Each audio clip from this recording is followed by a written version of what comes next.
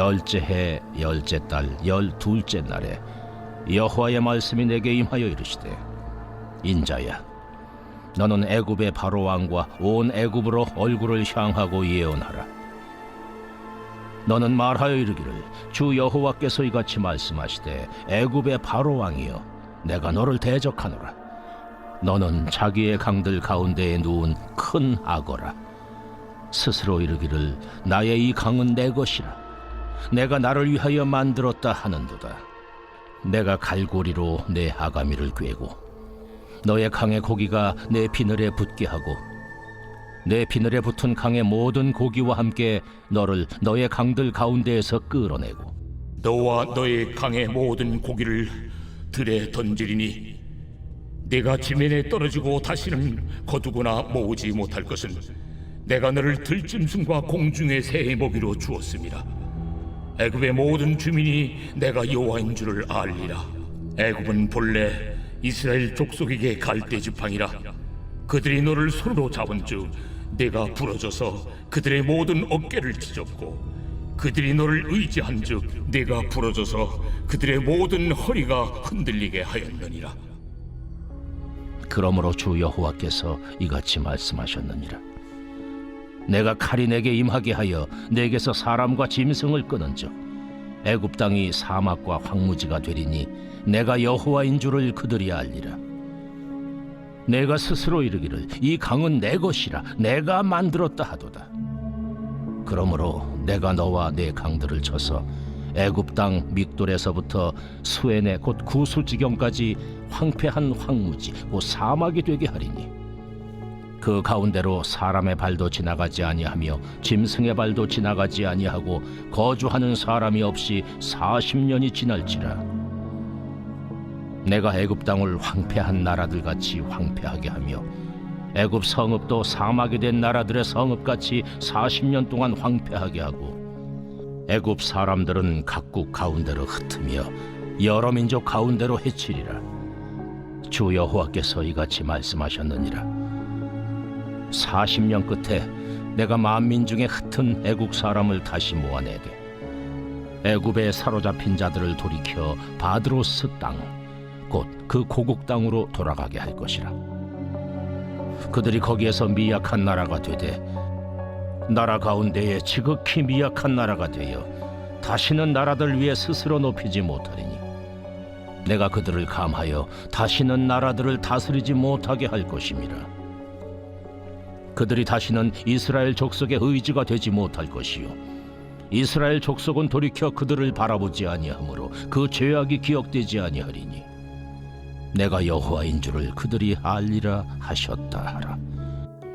우리 사랑하는 브릿지 가족 여러분, 그리고 오늘도 함께 말씀의 자리를 지켜가시는 우리 소중한 성도 여러분, 2026년 7월 23일 목요일 우리 에스겔 29장 1절에서 16절의 말씀을 중심으로 오직 주님만 의지하십시오 라고 하는 제목하에 오늘 주신 말씀 함께 잠시 큐티하기를 원합니다.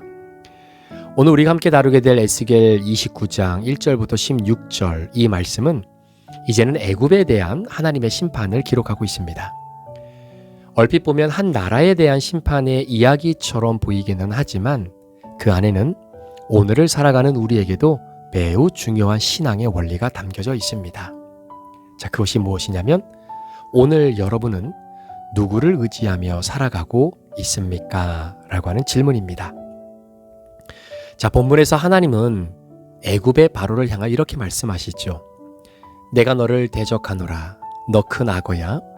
내가 스스로 이르기를 나의 나일은 내 것이라. 내가 나를 위하여 만들었다 하는도다. 여러분, 바로는 단순히 자신의 나라를 자랑한 것이 아닙니다. 바로가 말하기를 나일강은 내 것이다. 내가 만들었다. 라고 말을 하고 있는 거죠.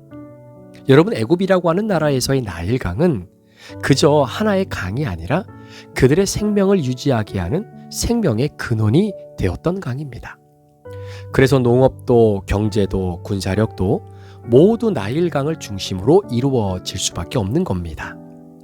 그런데 애굽의 바로가 하나님께서 주신 은혜를 자신의 능력으로 착각하고 있는 거죠. 결국 바로는 창조주의 자리를 자신이 차지하려고 했던 그 교만의 최악을 보여주고 있는 겁니다. 우리가 계속해서 에스겔 선지자를 통해서 하나님이 주시는 이 세상을 향한 심판, 두로와 시돈, 애굽, 이들의 모든 죄의 공통분모가 있다면 그건 바로 교만이에요. 여러분, 교만을 단순한 성격의 문제가 아니라 이건 하나님을 대적하는 죄라고 우리는 기억해야 되는 겁니다. 우리가 건강을 자랑하고 재물을 자랑하고 성공을 자랑하면서 그래, 내 힘으로 여기까지 왔다라고 고백하고 생각하는 순간 우리 역시 애굽의 바로 왕과 같은 자리에 설 수 있다라는 거죠. 여러분, 신앙은 내가 이루었습니다가 아니라 하나님께서 이루셨습니다 라고 고백하는 것입니다. 당시 애굽은 세계 최강국 가운데 하나 아니었습니까? 바벨론이라고 하는 나라가 세력을 넓혀가던 시대에도 많은 나라들은 애굽이 자신들을 지켜줄 것이다 라고 믿었습니다. 여러분 남유다도 예외가 아니었습니다. 시드기야 왕은 예레미야의 선지자의 경고를 듣지 않았어요. 그래서 하나님께 돌아가기보다 애굽이라고 하는 나라와 동맹을 맺으면 바로 바벨론을 막아낼 수 있다라고 생각을 했던 것입니다. 그러니까 눈에 보이는 힘이 하나님보다 더 든든하게 느껴졌던 것입니다. 그러나 하나님은 애굽을 심판하십니다. 애굽이 약해지자 그동안 애굽을 의지했던 모든 나라들은 큰 충격을 받았습니다. 비로소 사람이 의지하던 것이 얼마나 허무한 것인지를 경험하게 된 것이죠. 오늘 말씀을 통해서 우리의 모습도 크게 다르지 않습니다. 우리는 하나님보다 더 쉽게 의지하는 것들이 있습니다. 여러분, 돈 있으면 안심되지요. 좋은 직장 있으면 평안합니다.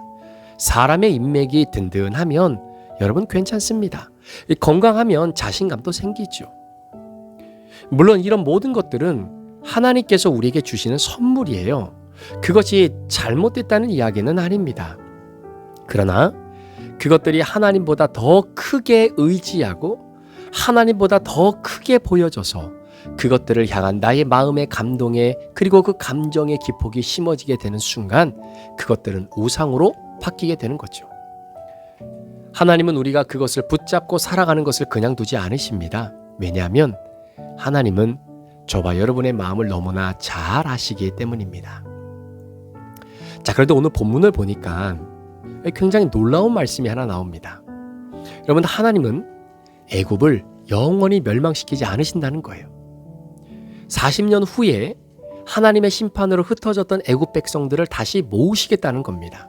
그런데 문제는 이전과 같은 강대국은 되지 못하게 하시겠다라는 거죠. 자, 15절 말씀에 이렇게 기록되어 있습니다.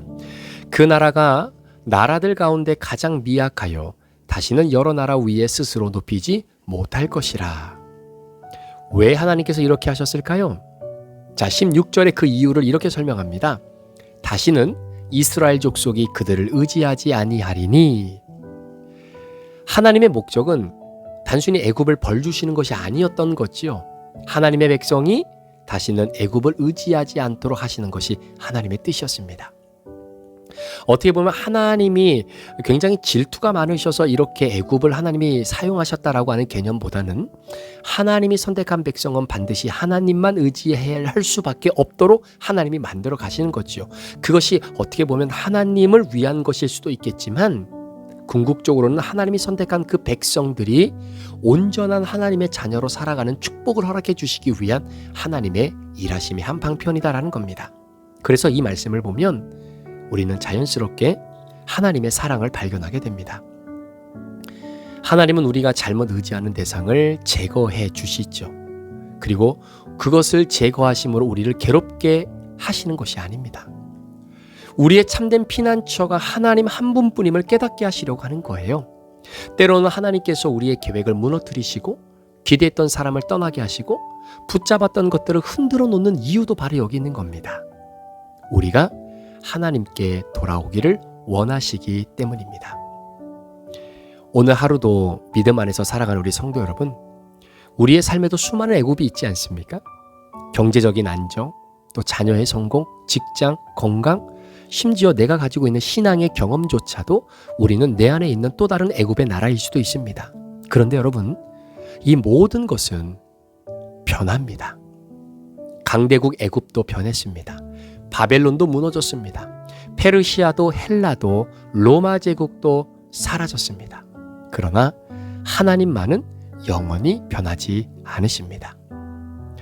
그래서 시편 20편 7절에 시편 기자가 이렇게 고백하지요.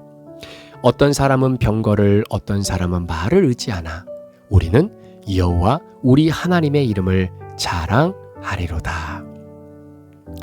우리의 신앙은 환경이 좋아서 하나님을 믿는 것이 아닙니다. 환경이 흔들려도 하나님은 흔들리지 않으시기 때문에 하나님을 의지하는 것입니다. 예수님께서도 너희는 하나님과 재물을 겸하여 섬기지 못한다 이렇게 말씀하셨습니다. 신앙은 결국 누구를 가장 신뢰하느냐의 문제이죠.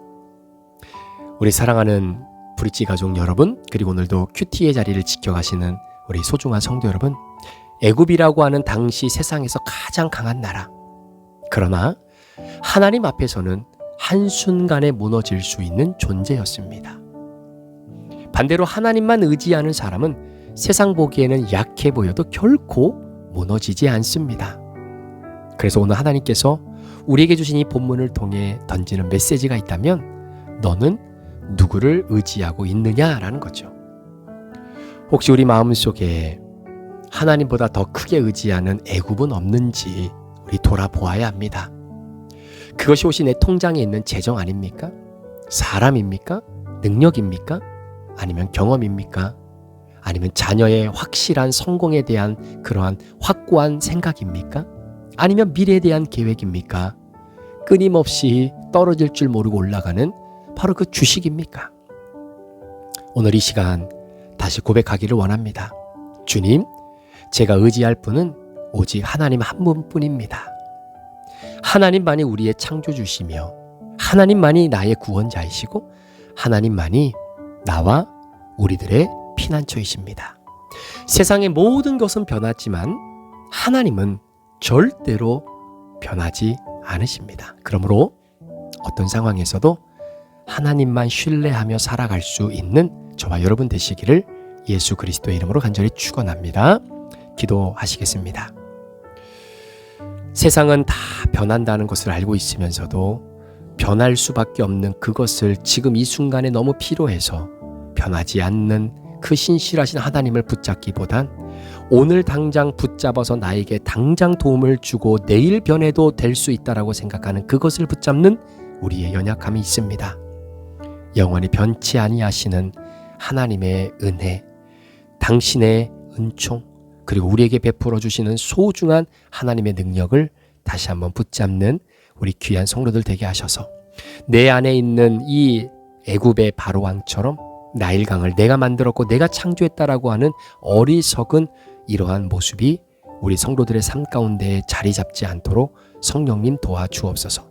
감사를 드리며 예수 그리스도의 존귀하신 이름으로 축복하며 기도합니다. 아멘.